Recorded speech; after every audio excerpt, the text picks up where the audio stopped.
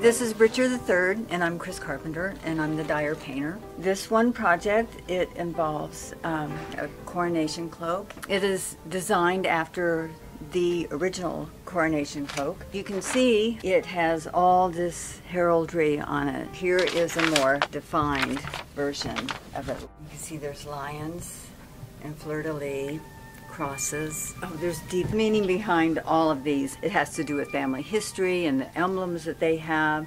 These little guys here, they look rather decorative. They're called ermine. These are called Bair, B-A-I-R, and they're skin pelts. And here's another example of it blown up in the stencil.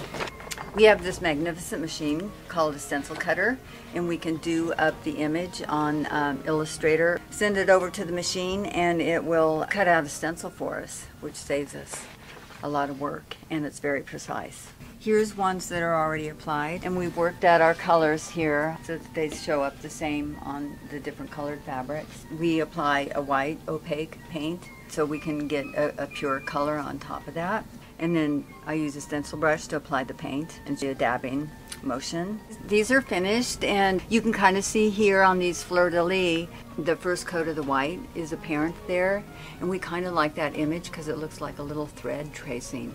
It's a nice detail.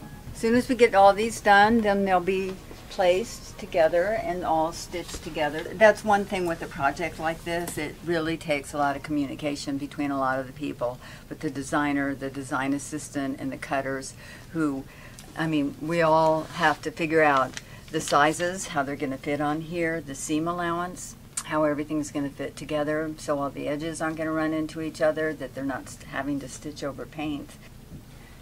It'll be a nice robe.